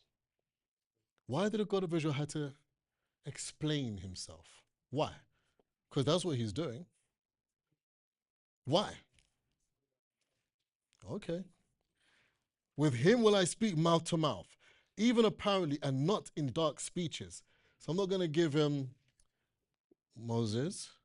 There once was a time in the dark form of the ages where people that look like you were wicked. We know it's Israelites. He's not going to talk in a roundabout fashion. He's going to say, listen, that people Israel are winding me up. I'm going to kill them all immediately, straight away. I'm not going to hold back on my words. That's why I like the God of Israel, because we all can see a bit of ourselves in him. That blackness, if you want to call it for now. Words of a better description. Verse 9. I'll continue verse 8. With him will I speak mouth to mouth, even apparently and not in dark speeches, and the similitude of the Lord shall he behold. Wherefore then were ye not afraid to speak against my servant Moses? You mean to tell me that after everything that I've shown and done and said, you weren't afraid to speak against Moses? I speak to him mouth to mouth. He's not a prophet. He's more than that. When I talk to him, I don't talk to him in dark sayings and visions and all of this stuff. I show him directly. I'm the chairman and he's like the CEO. And you are not afraid to talk against him, knowing that I can hear everything? This camp where we are in the tabernacle is so spiritually infused. You can talk in the washroom, but I can hear what you're saying. There's nothing that's not been revealed. I know what you're saying. If the Christ was here walking, he will be able to see everything. We're like a darkness, and he will see everything. You see it. Said, you're not afraid to talk against Moses? You got that confidence? You feel good? This is a chastisement, by the way. Just look at it where it is, because you're being told off here. They've been brought to the tabernacle. There's a very intimidating pillar that will, that caused them probably not to come down immediately because they were scared. I'm sure they went to the washroom 10 times. I'm sure they were shaking. I'm sure they had tears in their eyes. I'm sure that that Miriam covered her head and her face because of shame. I'm sure Aaron did the same because they had to show humility. I'm sure they didn't walk upright and their chest puff out. No, they walked bowing towards the tabernacle. I want you to understand it. When you read it, it's sometimes black and white, but take on the humility factor. They had to show humility to him. You don't just walk with your chest puff out. No. You don't do that. That's dangerous for you. Verse 9, and the anger. Our God gets angry with us multiple times, He's very angry with us. And the anger of the Lord was kindled against them. and he departed. So he said what he had to say. You know when your mom chastises you, she goes, and then she walk off. You know you're in trouble because she's coming back. It happens all the time. I know. Those that grew up in West Africa or the Caribbean, you know. Your mom says, listen, I'm the one that fed you. I did all these things. I put clothes on your back. I paid for this. I paid for that. I paid for that. And now you want to go to Marcia's house and do foolishness? Wait for me. I'm coming back. Everybody have experienced similar. And that's exactly what it is. It's like, okay, all right. We learned it from him. We learned it from our God. And the cloud departed from off the tabernacle. Now you know you're in trouble. Because when you've been reprimanded and there's no solution yet, you have to wait for it. You have to wait. And the cloud departed from off the tabernacle, and behold, Miriam became leprous white as snow. Oh boy. And Aaron looked upon Miriam, and behold, she was leprous. Could you imagine that? Could you imagine that? You know, I think last week I saw one of the darkest men and women on the earth. They were truly dark, like really black. And I'm not being funny, but you know, why are you laughing? I don't mean like that. I mean black like the chair, right? Literally, they were that black. Could you imagine that person turned immediately white before your eyes? You're like, Miriam, you were so beautiful. And I could see, but look at you. You look different. You're just white. And Aaron said unto Moses, alas. Hold on. Who said to who? Aaron said to Moses, now the one that you're just talking bad behind his back, the same one, this guy I think he is. He has to go to the same one and say, alas, my Lord. Oh, that's a nice statement. Not even brother, Lord. Like, you know, you're like, you really come with a humility now. My Lord, I beseech thee, I beg you, I implore you, lay not this sin upon us. So they knew they committed a sin. They knew they did something wrong, wherein we have done foolishly and wherein we have sinned. The thing is, he took ownership. At least he took ownership. At least he said, you know what? Man, this is some serious business. I'll just see my sister, now she's leprous white. I don't know, you can put in your mind, in your imagination, what might that look like? But we really can't. We can only go so far. Because with our God, everything is drastic. It's serious, it's heavyweight. It's not little. It's an impactful, so you don't forget. You think Miriam would ever forget this experience? Never. Never. It has to be impactful.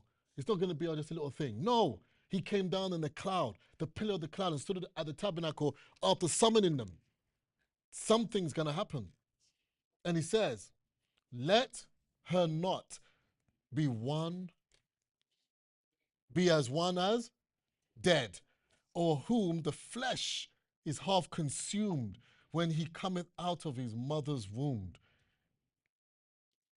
Beautiful Miriam, about to be grotesque.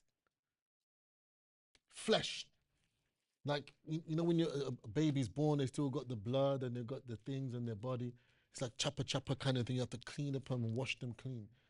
All looking off and white and scrawny. Her fresh, beautiful skin glowing now is all mangled up and wrinkled up.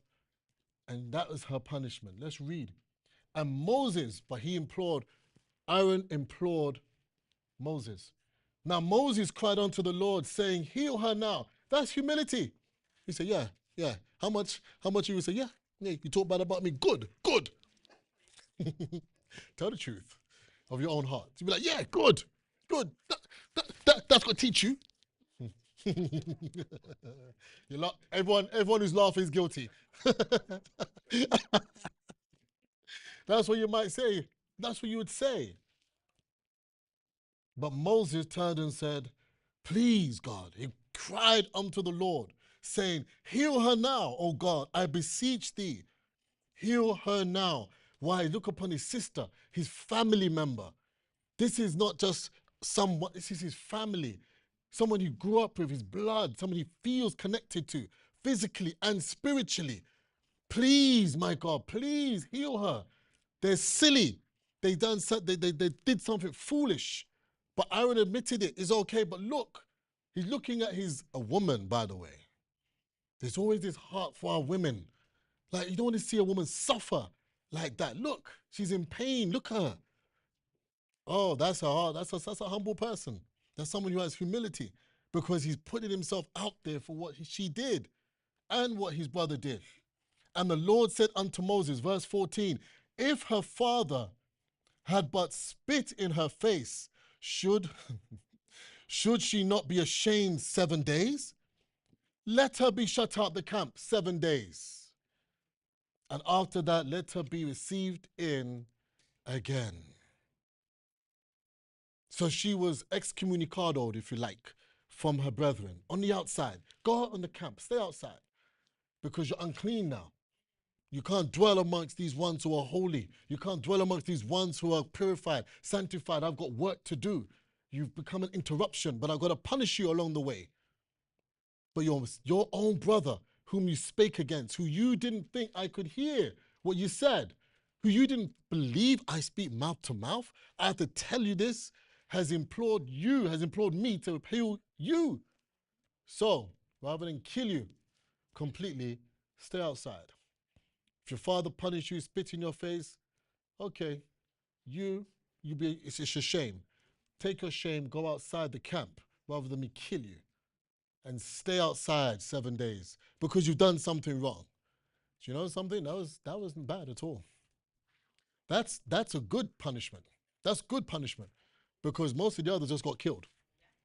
Immediately, kill them.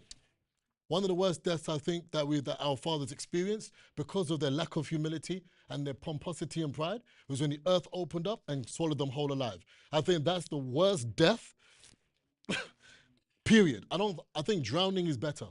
Maybe in the ground and you're squashed because you're still alive technically as it's squashed. For how long, I don't know. It could be a while. Because you're going to try and help and heal yourself so I can breathe. But while you do that, it's a death to yourself. So this is what our father did. But Moses, again, demonstrated how he had to be humble. He prayed for the same one that spake against him. That's humility. And that's hard to do.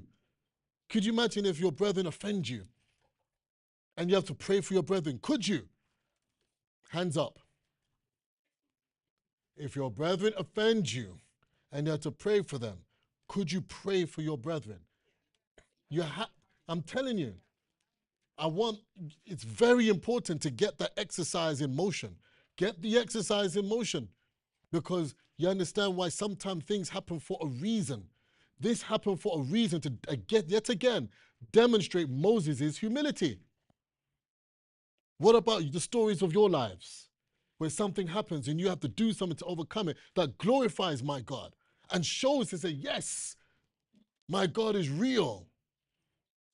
I can be humble, but don't go around saying I'm humble. Don't do that. Please, don't say I'm humble. Man, that's the worst thing you could do. You know what happens? All the tests is going to come. Every single test that you could ever think about in earth, in life, is coming your way. And then we're going to really see how humble you are. Because someone's going to say, yeah, but I thought you said you was humble. Because your audience is more than just the person you're speaking to. There's audience sitting in the corner. I heard him, Priest Tyrone. He said he's humble. Oh, no, I saw it. True, Jenny. You understand what I'm saying? Allow the spirit of humility to work with you. Be it, rather than speak it. Just be it. Practice it. Show it's daily. Okay, you might not get it all in one. Practice. It's a daily way of being. Know how to love your brethren. Know how to embrace your brethren. Know how to give to your brethren. Know how to first and foremost serve your brethren. Even if you have to open the toilet door for them, open the toilet door. Sometimes you might have to help each other in our old age. You know that? I can't wait to see some of you when you're old. You're going to see them walking. You can see walking inside. They say, oh, I can see Jen walking with John. Come on, Johnny. You're going to go. You understand? That's love for your brethren. Do you see what I'm saying? You're going to see husband and wife. I can't wait to see Elder Andel and Sophie. Elder Andel's going to be, come, Sophie. Okay, dear, I'm coming. And I'm going to see teacher tomorrow behind him. Oh, God, these two again. I can't wait to see that. That love for you that you have for each other, it's gonna wax old. And I'm trying to say, but you're gonna look at each other and you're gonna see they got through together because of humility. Do you understand what I'm saying? I look at Karen and Andrew, same thing. I can't wait. You guys are well and grey, but we'll see later, Grace. You're gonna Well, that's what it's about. Us as a people being able to look out for each other, irrespective if we step on each other's toes. That is where the real test comes. We're gonna step on each other's toes. We have different size shoes. Nathaniel's size 15. And he might step on my foot and crush my foot. That's okay. I'm not gonna turn around and slap him. I'm gonna say, oh, you know what? That's all right, man. Maybe you can buy me a pair of shoes because you just smash up my own. Fair exchange is no robbery. You all right? Do you see what I'm saying? But we don't offend each other. We will offend, but it's how you recover. And the best way to recover, use that power. And the superpower is humility. Just go and hug them instead. Go and hug them instead. Let's read on. It says, and Moses cried unto the Lord. Oh no, I'd gone there. Verse 15, and Miriam was shut out from the camp 7 days, and the people journeyed not till Miriam was brought in again. You see, they waited for her. They waited because, wicked woman, let's go. No. They waited for her. They waited. There's a sense of family. There's a sense of unity. There's also a sense of mourning. Don't look at it, okay, she was just out the camp for 7 days, strike of leprosy, looking grotesque, and everybody was just chilling, let's just go to the bar, no, they were probably mourning too. They're like, oh, Miriam, they're probably having their own silent prayer. Please, God of Israel, please, I know you said 7 days, but forgive. There's a family, there's something there. They waited for her. The rest of the family was praying with her in humility. To who? God of Israel. And in respect to the man Moses, who the God of Israel put in charge. Because he said, this man is the meekest of all the earth. Do you understand? And he's an example that never happened again. You never saw that again. Because they learnt. Well, on this occasion. I'll read it, and it says, and afterward, the people removed from Hazeroth and pitched in the wilderness of Paran. That's after now she's come back. Now they're able to move forward together. And they'll welcome her back in. Oh, Miriam, look, your face, your hair, you're so beautiful again. Come, let me give you some food. Let's do this. Let's do all these things. That is humility. One to another. Let's go to the book of James, chapter 4. James, chapter 4. I wasn't going to go to to where everybody was expecting me to go, probably, which was the 1 Corinthians 13, because that's a popular one, but we've got to do something different. We've got to change it up a bit. Okay, James chapter 4. You ready? We're going to read from verse 1. It reads, from whence come wars and fighting among you? Come they not hence, even of your lusts that war in your members? Ye lust and have not, and have not. Ye kill, desire to have, and cannot obtain. Ye fight and war, yet ye have not, because ye ask not. You know the problem with our people? When you look at us, we're always fighting and warring against each other as opposed to working together with each other. The previous chapter talks about the members of the body, or the tongue being unruly. Always damaging each other. Your words are life and powerful, and you're using those words against each other. We all know the scripture. From the same well can it do fresh water and poison? Or bitter water and fresh water? It can't. From the same mouth we say, I love you. The same mouth, the same tongue, 10 seconds, I hate you. How does that work? It cannot. So then where does the humility part come? To who? It is better to leave your offering at the foot door of the altar, go make peace with your brethren, and then come back to the altar once that is done. Don't bring this half-hearted, wicked thing that you have inside of you and say, but I love the God of Israel. We all love the God of Israel. But what's the first and greatest commandment? Pansy knows it. Thou shalt love the Lord thy God with all thy heart, with all thy soul, with all thy mind. And the second like unto is love thy brethren as or thy neighbor as thyself. That's as great as the first. So that's showing you the order of things. But in order to do that, there needs to be humility. Because of why? Offense will come. You're going to offend me 1,000,000 times. I'm going to offend you 1,000 times. Did you see the number differentiator? Right. And he says, ye ask and receive not, because ye ask amiss, and ye may consume it upon your lusts. Ye adulterers and adulteresses, know ye not that the friendship of the world is enmity with God? Whosoever therefore be a friend of the world is an enemy of God. You know that it's easy for us to make friends outside in the world and become worldly. And worldly. And do you know what part of the worldliness is? It's not humility. You show me one humble, wealthy, rich man. I'm telling you, I know you're going to say, yeah, but Priest Tyrone, I see them and they walk around. Let me tell you something. Get deeper. If you know a lot of these people, they're not humble. What they've done hasn't humbled. Humility is in Israel, not outside to their false God. They're paying homage to that God for what they need to do. They need to go and they need to do their offerings. They need to do their sacrifices. And they appear to the world like they're so good and everything is great. It's wonderful. I love you all. They hate me. Let me tell you something. When you can bow before my God and confess him as the true and the living God, then I see the humility inside of you. Because he is the only true and the living God. And the world wants you to say no. They want you to call on all these other gods' names. All these other gods' names, they big themselves up.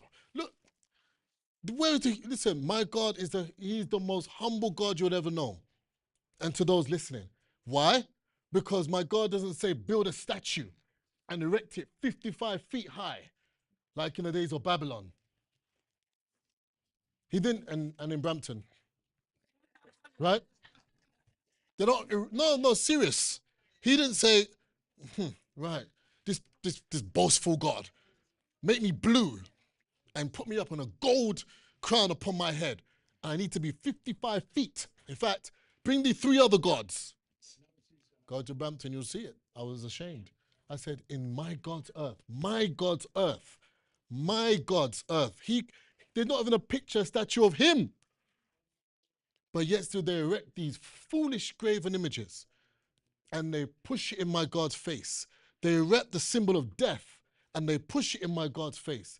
They erect an obelisk and they push it in my God's face. They erect, I don't know, in Brazil, whatever we want to call that figure. I know, I'm not calling no names. Or a Jesus. Is it Jesus?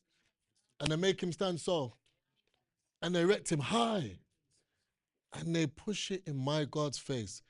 My God doesn't even have a picture of himself to say, worship me. Humility. Humility. All these other, all pompous. All pompous. Sorry, I'm using an old English phrase. Pomposity and pompousness. That's what that God is. My God is not so. Let's read on. And why? If he's not that way, we ought not to be that way. Do you understand what I'm saying? Okay. Do you think that the scripture saith in vain that the spirit that dwelt in us lusteth to envy? But he giveth more grace. Wherefore he said, God resisteth the proud, but giveth grace to the humble. Submit yourselves therefore to God. Resist the devil, and he will flee from you. How difficult is that? How? Is it difficult? You know, my elder said this. It's so easy, but yet so hard. And I see it now. I see that. It's easy. When you read that, resist the devil and he shall flee. Okay. Submit yourselves to God. Okay, no problem. I can submit myself to God. Really? But when that time for you comes, that will be put to the test. How much can you submit yourself to the God of Abraham, Isaac, and Jacob? How much? How much are you willing to give for him? So you have and you can bear that spirit of humility to do great things. You know, this nation is going to grow. It doesn't matter whatever you say. We're going to grow. We're going to expand. We're going to be the best. And they will know the God of Abraham, Isaac, and Jacob's name. And those individuals, like Elder Andrew and after me, and all of these things, they will have that spirit in them that our Father will be able to use to do great things in this nation and in the world, because they would have learned from us. But we have to teach them. We have to show them how it ought to be, like Moses showed us. And I'm not saying, and Moses is a very high, I know, it's a very high example. That's not what I'm saying. Look to how we ought to be, even one to another. Even the people, not even Aaron, going to Moses, calling him Lord. It's his brother. You just talk bad about him. But the people waited with Miriam. They didn't move. Look at that humility. You don't have to go so high. Just look at how you are to be together. And I guarantee you, your lives will change. Things will happen differently. I'm watching the time. Draw nigh to God, and he will draw nigh to you. Cleanse your hands, ye sinners, and purify your heart, ye double-minded. Be afflicted and mourn and weep. Let your laughter be turned to the mourning and your joy to heaviness. Humble yourself in the sight of the Lord, and he shall lift you, who's reading, up. Humble yourselves in the sight of the Lord, and he shall lift you up. And humbling yourself in the sight of the Lord today will be taking instruction. We'll be saying, listen, you need to do A, B, C, D. Do it. Don't turn around and rebuttal me and tell me no and this. I don't want to hear that nonsense. That's not what the Spirit is there for. Don't grieve the Spirit. Don't annoy the Spirit. Don't frustrate the Spirit. Don't give it angst. Allow it to work and do what it needs to do, because there's a greater job at hand. Do you know there's a time for everything? And if the time is on this time, it needs to happen this time. We have times. We set times. So our fathers and the unseen, there is a time limit. It must be set for things to be done. So don't grieve the Spirit because of our own ismy, schismy. If not, you just move you out the way. Someone else will have to go and go forward. Don't grieve him so much. The Spirit is with us. It is with our elder shadow in this nation, not in the world. There's nothing out there. He said, if you're a friend of the world, it's foolishness. You cannot be in light and darkness simultaneously. Have you ever seen that before? Never. It's light, it's fork in light, it will come to even, it will be dark. Everything knows its place. And so should we. I'm gonna wrap it up. It says, speak not evil. What did I say before? How we kill each other with our words. Kill each other. That's not being humble. That's using a bad spirit. Speak not evil one of another. Brethren. You see what I'm saying? Brethren, not strangers. Brethren. He that speaketh evil of his brother and judgeth his brother speaketh evil of the law and judgeth the law. But if thou judge the law, thou art not a doer of the law, but a judge. Who's a judge? Come on. I know you want to be a judge, Elder Harriet. You keep telling me all the time. There is one lawgiver, that's where I'm going, who is able to save and destroy. Who art thou that thou judgest another? Understand the context in what is being said and how it's being said. Judgment has to be made by the leadership. Understand that. But we're not judging you in the terms of you are beastly, you are this. No, we're not putting you down like that. That's not that level of judgment. We're not saying to you, go outside and die. No, we're not doing that. But understand, your words and us, we affect each other 100%. If you give a blessing, it's a blessing. If you give a curse, it's a curse. I can't take it back. And then you look upon each other. How do you trust each other? How do you love each other? Why? Because you're not showing even basic humility to each other. And that's what it's about. Having a spirit of humility, because the other side can't, they hate it. Look at Job. Job, though he slay me, yet I will trust him. Job, I'm going to put all the boils on your body. You're going to look ugly. That's okay.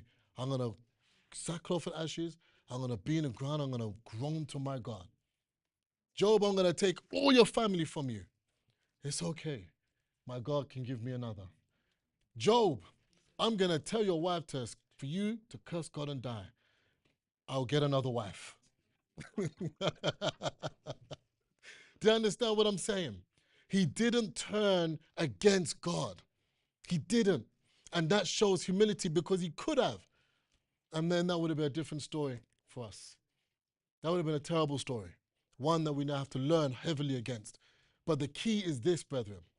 Using humility on a daily basis. Just try all the time. And the reason why, because I did these discussions with certain people outside, and I'm looking at events and situations that happen where you have to use it. And it's good practice. Practice it outside. It's easier when you come here. So when Elder Sophie said, no, outside, no. Practice outside. Practice outside. When you come here, easy. I'll give you one example before I close. There was a situation in one of the areas of where I've worked where somebody came to fight me, physically came to fight me after he called me a derogatory term. And he came to fight me. This, oh. I said, well, and it's very interesting. I said, and as he's in my face calling me the N-word, it's me, oh, that's so good. I said, did you know that the people that said that were very uneducated? I said, they were very uneducated. The actual term is actually Niger. I'm educating the guy is trying to fight me in my face. And he's coming in my face because he wants a reaction. Listen to me, my friend, let me tell you something. You've got one or two options. Walk outside, or the two big fellas behind you will escort you outside. One of the two choices. The thing is, what I'm saying is practice. I could have used the opportunity to say, yeah, I could have flexed up my muscles, I'm going to grab him down, headlock, everybody's going, yeah, Tyrone's a hero. No, I ain't got time for that. I've got no time because one, my suit jacket was a bit too tight, so I'm 100% I'm going to rip it. There was a 100% chance I was going to rip my suit jacket, 100% chance. I'm like, oh, and then I'm going to be sweating. I'm like, oh, this is too much. I said, look, why don't you just go the sophisticated out. I said, look, my friend, just have a conversation with him. I said, look, you've got one or two choices. Well, I educated you about Niger and nigger. Niger. Say Niger. Say it with me. So I made it humorous to him, and he felt small. Why am I good? I don't need to do that. Then my two big fellas said, okay, time to go. Those guys are 6'4" and 6'6". So they escorted him out nicely. And I walked behind and said, you see, you could have walked out. Practice. I've so much stories about people trying to fight me. And it's so good when you can say to them in a nice, calm way. Why? Because I'll say it again in closing. You represent the Israelite nation, worldwide ministries. The minute you are baptized in this nation, it's not only when you come here, it is even on the street. They know you. The Spirit knows you. That's why they target you. Walk with that humility. Walk with that strength. Humility is not weakness. Humility is great strength. And that's what we have to demonstrate and use that as our defense against everything outside. So, brethren, thank you so much for listening and tuning in. For all those newcomers who are on listening, we do have a link that you can, if you want to subscribe, please subscribe to our Bible studies. You can just click on the link right now in the description area and we'll get back to you. So for that, brethren, have a wonderful day and peace.